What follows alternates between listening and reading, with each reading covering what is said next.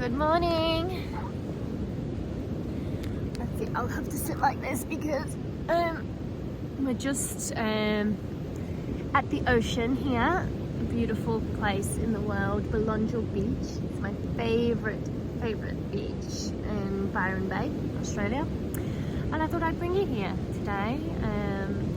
And as I was looking for a place to do this video, I came across this beautiful little spot here with these purple flowers that are just lacing the beach. And these purple flowers have always been my connection with Archangel Metatron. So Metatron is here in full swing, in full bloom.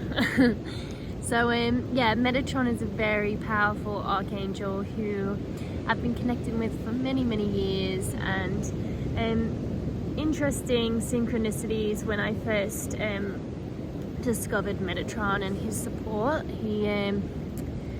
I remember one night I just kept hearing the name, like Metatron. I was like, what is Metatron? Like, and I just kept thinking, like, what is that? What is a Metatron? And so I googled it. And then I kind of read about who Metatron is and how we call upon Metatron for support. And then yeah, following that, I just kept having more and more synchronicities. Like, I would close my eyes and I would see Metatron's cube. It's a beautiful symbol. If you haven't seen it, have a little look and really connect with the cube. If you want to call upon Metatron for support. Yeah, and then while this dream, not long after I was connecting with the symbol and his essence, I had this dream. And in the dream, this woman, she was kind of looking a little bit disheveled, actually, this woman. And I was thinking, oh, and I went over to help this woman in my dream, and she handed me a pill. And I thought, and I looked at this pill, and I saw on the top of the pill the symbol of Metatron's cube. And so I was like, oh my gosh. And in the dream, I took this pill, and I just felt this insane, powerful surge of energy go through me. And I just watched, like, in the dream, my fingers, there was like light shooting out of every finger and toe, and just, yeah, the crown of my head. And it was a really powerful dream. So that was my yeah, there's my synchronicities and my connection, my story of my connection with this powerful being. And yeah, just want to say he's here right now. Look, all these beautiful purple flowers. Oh yeah, so the reason for the purple is that's his color, purple. So yeah, another way I connect with Metatron on days that I need his support and energy is I will wear purple. And yeah, it's a beautiful journey that I've been on with this energy. And yeah, whenever you are feeling like you need to call upon some support, Metatron is a beautiful archangel. So anyways, just wanted to start by sharing that. And then also today, I really feel like I want to talk about the importance of staying like young-hearted, and staying curious, and staying really just passionate about trying new things in life. You know, I feel like a lot of us, we go into jobs, we go into careers, we go into hobbies, and we think that is it, you know. And I think, especially when I look back at the system in the UK where I grew up, it's like, you know, so often, like, the career that you choose is like the one that you stay dedicated to, and you know, kind of sign your life to. It feels like, you know, I studied in the NHS, and we kind of had it drilled in us that we, you know, we had to stay dedicated to it. We had to stay dedicated to the NHS, and even so that, you know, they take away your increments when you leave the NHS. So the increments each year you get, you know, more and more pay. And if you step out and choose a career outside of the NHS, if you decide to re-enter, then you go back to the lowest band of pay. Crazy. Yeah, they don't have that system over here for nurses. They base your salary on your years of experience just in general. So just, yeah, on reflection, I find that pretty wild, hey? It keeps people really stuck in the system. Oh, wow. And I just opened on this page for our story today. This is a book that I got when I was having a difficult time a while ago, and I always would ask the universe to speak to me through this book, and I would just open on a random page. And the page we opened today is Choose a Career. Okay, interesting. Let's see. Unless you're one of the lucky few who have a clear calling in life, there's every chance you'll fall into a career that won't be quite right for you. Make it your mission to discover what you actually want rather than just scanning job lists. Start by uncovering the elements that are important to you in a career, and then take a creative approach to exploring your options. What do you know? It doesn't matter if you're not exactly sure about your ideal role. Just start by scribbling down the things that you do know. What are the skills and strengths that energize you?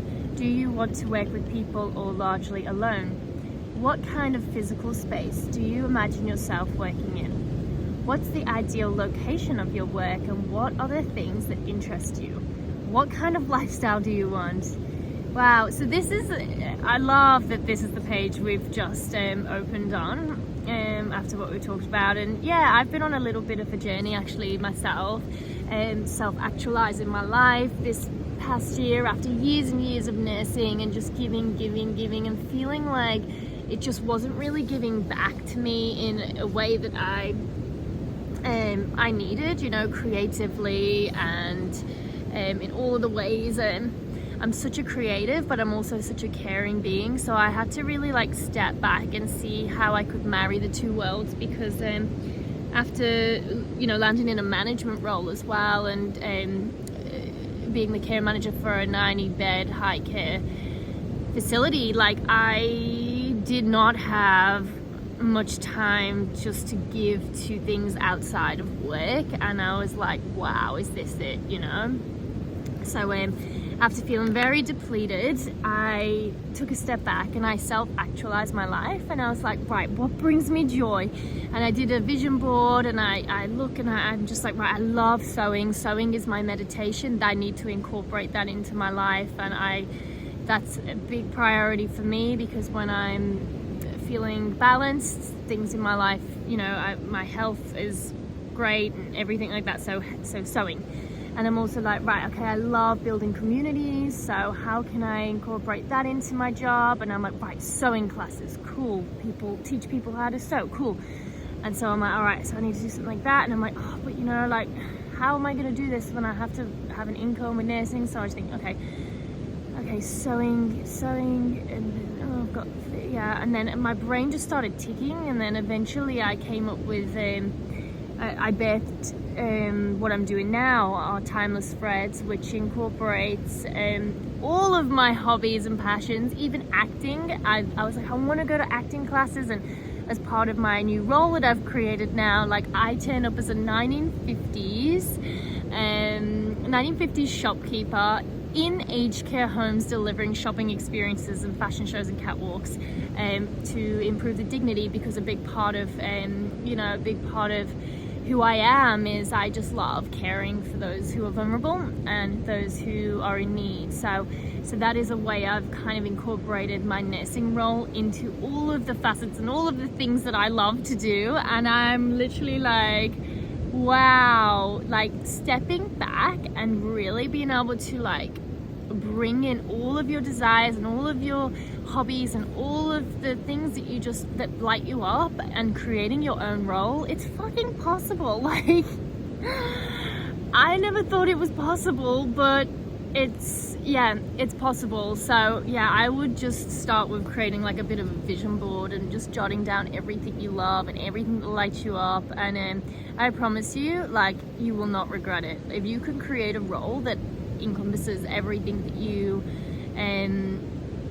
that lights you up, it's like, it doesn't feel like work. Like, it won't feel like work. And it's a pretty powerful transition from, you know, feeling like you are going to work just to get, you know, like just to get by and things, to then just stepping into something that makes you truly excited to get up in the morning. Like, I swear it's like fixed all of my issues with, you know, around feeling like I had depression and anxiety and all of these things that I felt like were wrong with me. It was just because I was not honoring my my joys and my all the childlike kind of playful aspects of myself.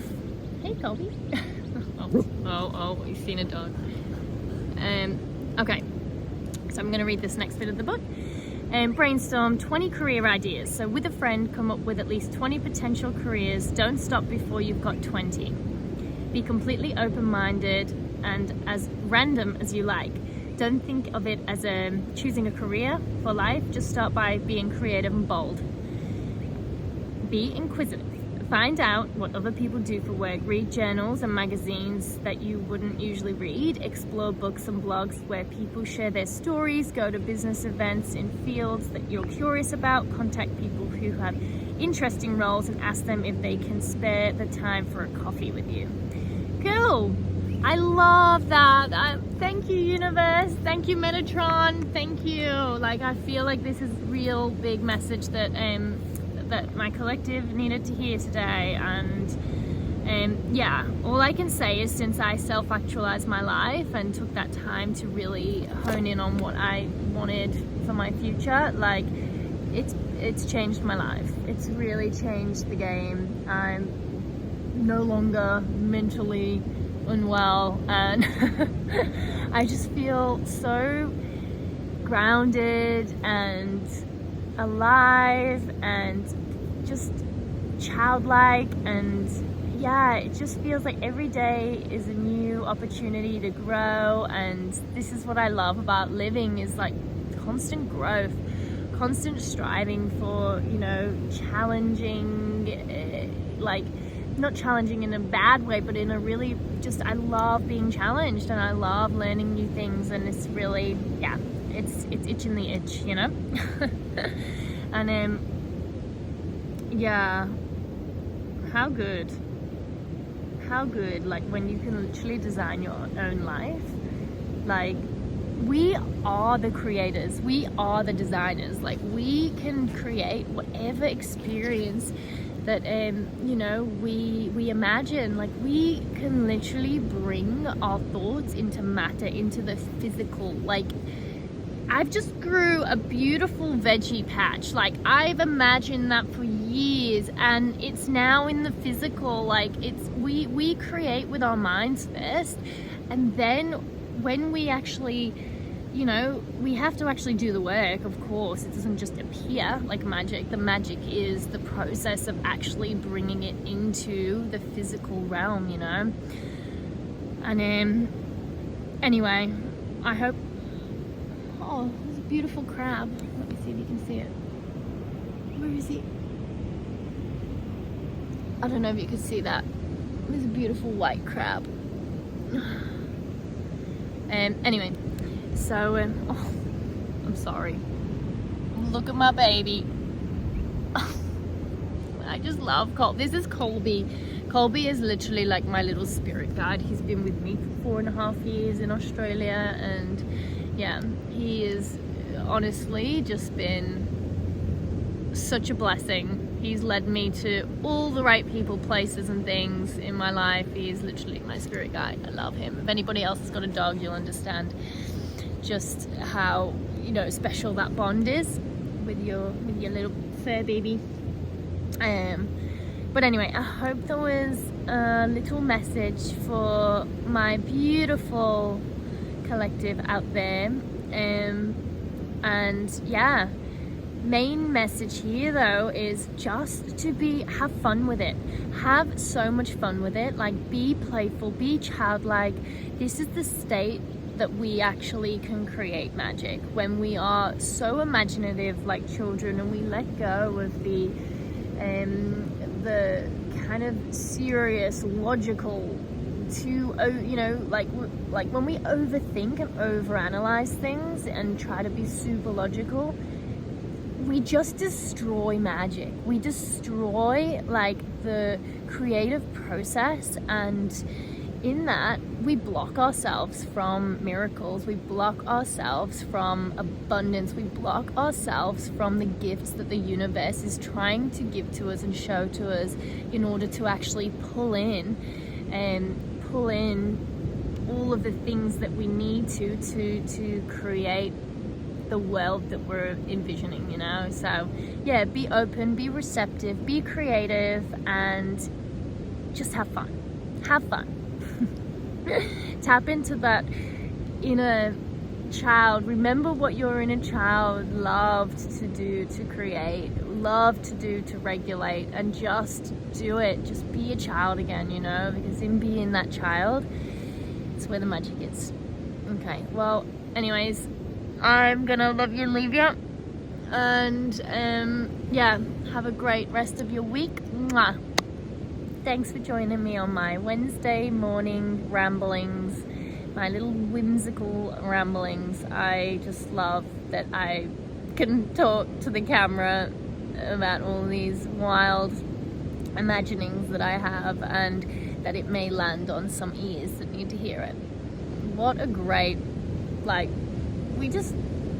anyway, I love the world right now. I love everything that's available to us.